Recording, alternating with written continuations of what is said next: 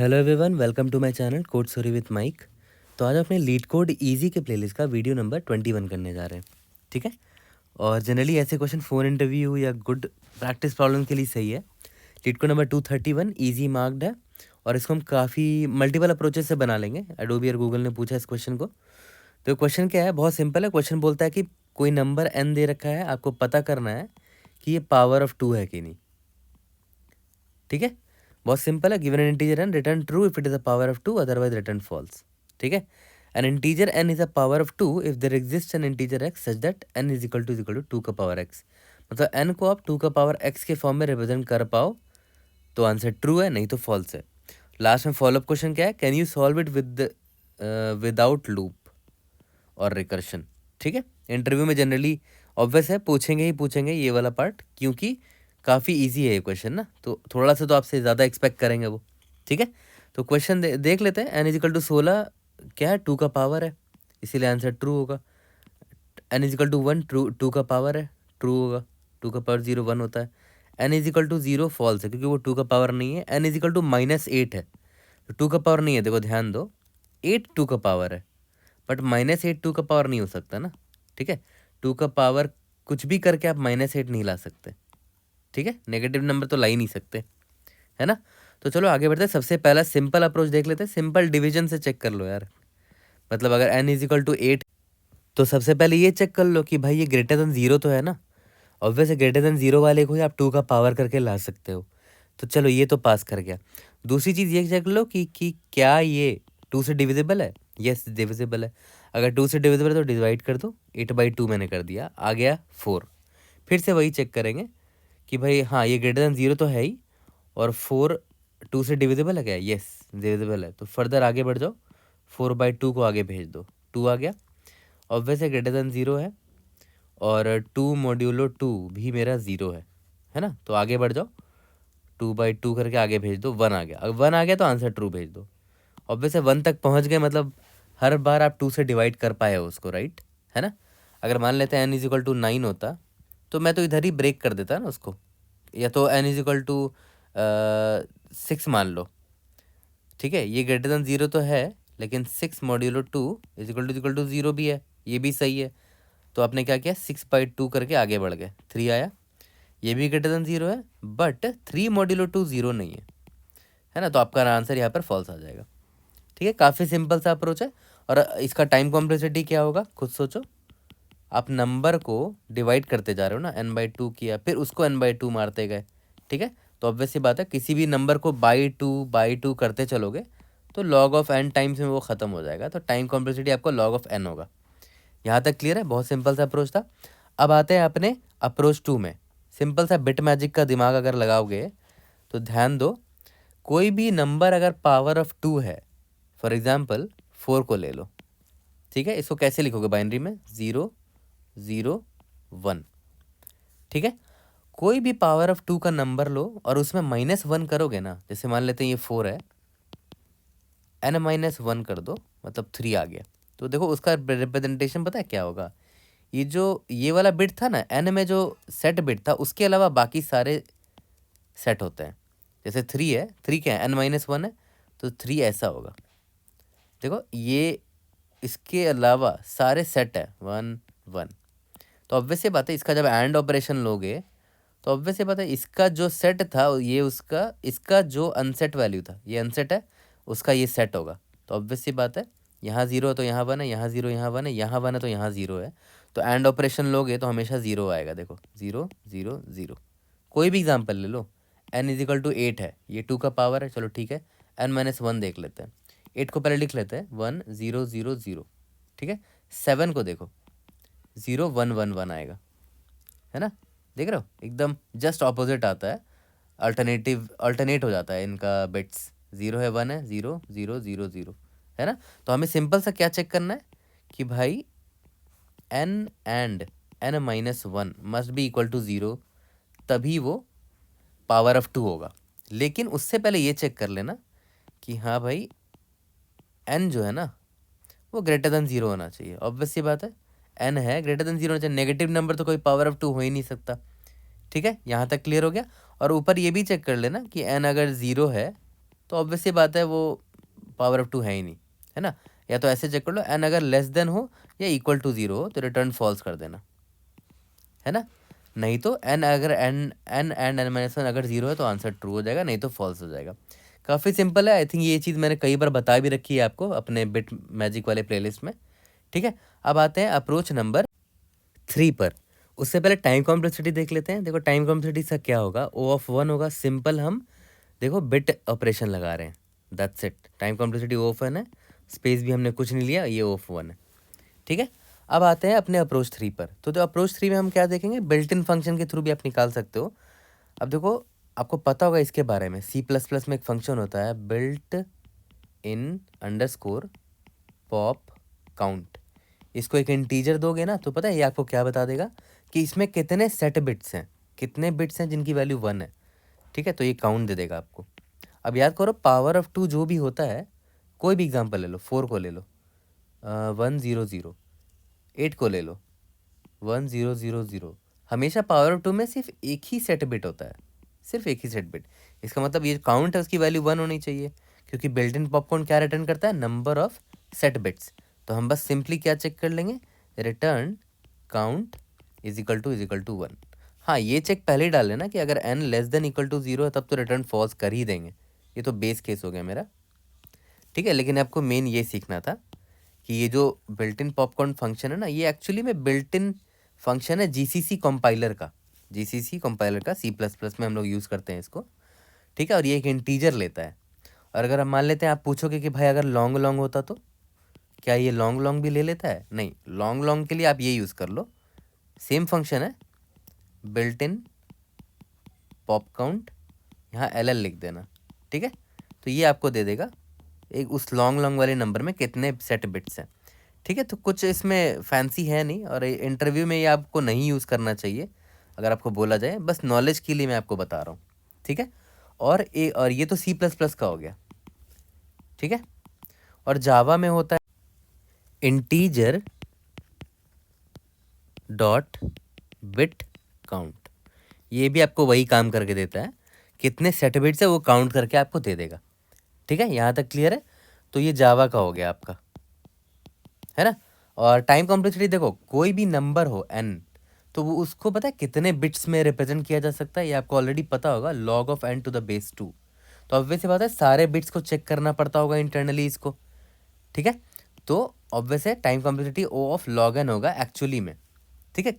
बहुत बार ऐसा होता है कि ऑप्टिमाइजेशन के लिए ये लोग कैश में स्टोर कर लेते हैं रिजल्ट को, तो एवरेज टाइम कॉम्प्लेक्सिटी बहुत जगह अगर आप नोटिस करोगे तो वो O of 1 बोलते हैं वो लोग, ठीक है।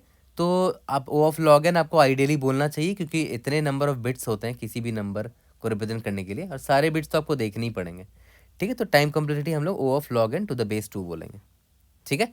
अब आते हैं अपने अप्रोच 4 पर, ठीक है। अब अप्रोच 4 का नाम अगर आप देखोगे तो मैं ये नाम क्यों बता रहा हूँ, मैं जब भी ये बोलता हूँ तो समझ जाना कि ये आपको इंटरव्यू में नहीं बताना है। अगर आपको वो पूछे कि और भी कुछ आता है क्या आपको, तभी आप ये बताना। और अगर वो आपको हिंट दे कि भाई कंस्ट्रेंट मैंने आपको दिए दे रखा है, तो आप थोड़ा सोच के बताओ कि और भी कोई अप्रोच आप लगा सकते हो कि नहीं, तभी आपको ये अप्रोच पर आना है। वरना ये आप अप्रोच मत बता देना इंटरव्यू में, वरना वो चेयर से खड़ा हो जाएगा इंटरव्यूअर, ठीक है। तो समझते हैं कि मैं क्या बोलूँगा और उसको प्रूव भी करके हम लोग देखेंगे।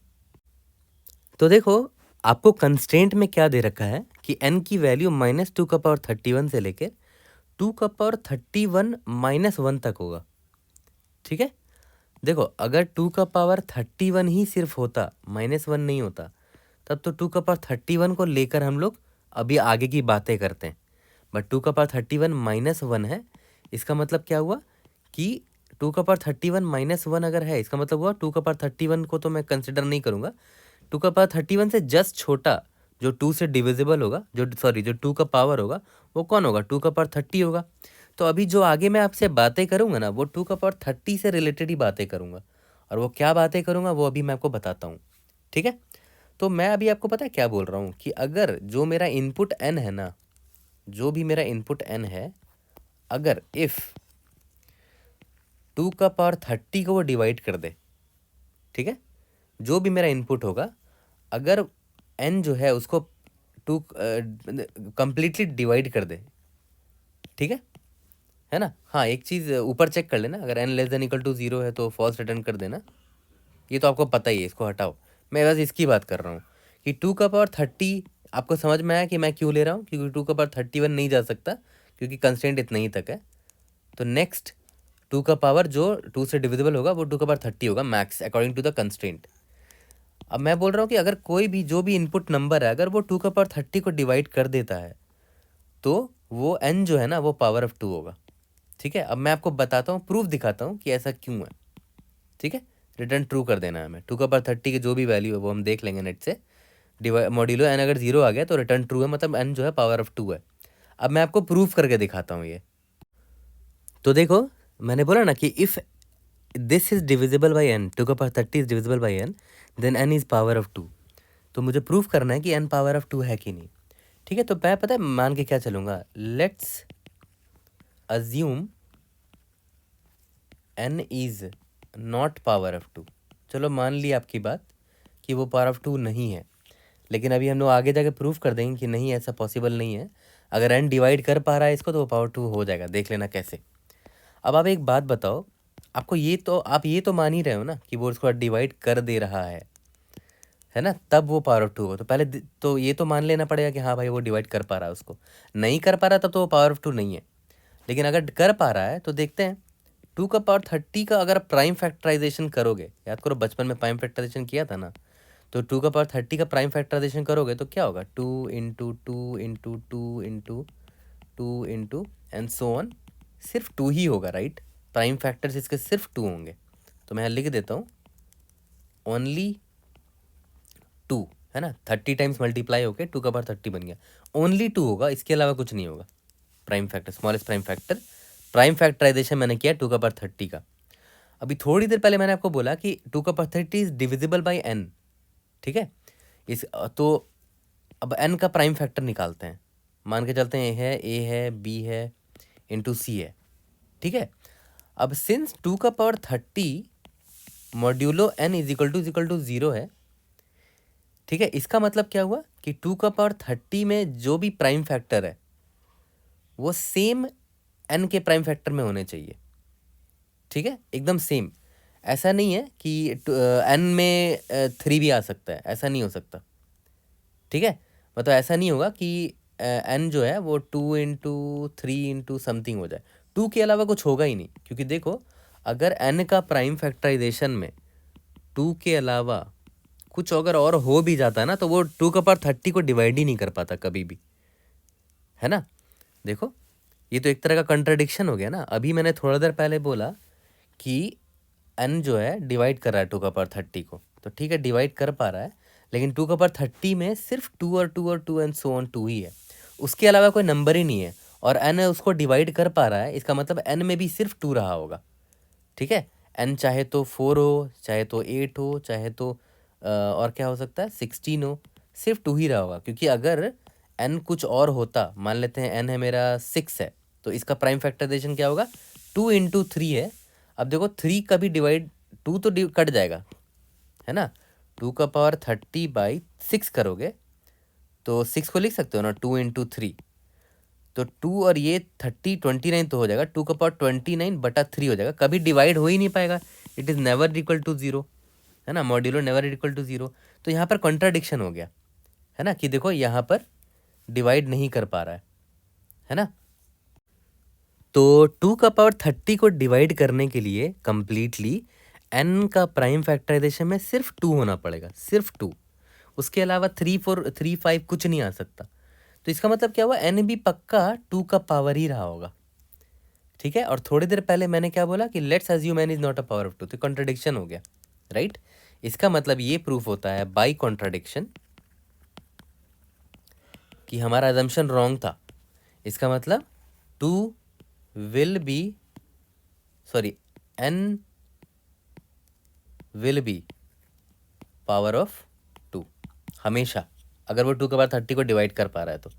ठीक है, काफ़ी सिंपल सा था। तो हमें बस सिंपली ये चेक करना है कि n जो है अगर लेस देन इक्वल टू 0 है तो रिटर्न फॉल्स कर दो। अगर ऐसा नहीं है तो सिंपली ये चेक कर लो कि रिटर्न 2 का पावर 30 जो है ये modulo n is equal to 0 है कि नहीं, बस कहानी आपका यहीं पर ख़त्म हो गया। ठीक है, तो काफ़ी सारे अप्रोचेस सीखे। लास्ट वाला अप्रोच थोड़ा सा बस आपके नॉलेज के लिए था। इंटरव्यू में ऐसा अप्रोच बिल्कुल मत यूज़ करना, क्योंकि इंटरव्यू में कंस्ट्रेंट आपको ऐसा कुछ बताएगा नहीं वो। ठीक है, स्टिल आपको वो पुश करता है कि और अप्रोचेस बताओ, और अप्रोचेस बताओ, तो आप ये अप्रोच बता सकते हो। ठीक है, काफ़ी सिंपल सा अप्रोच था।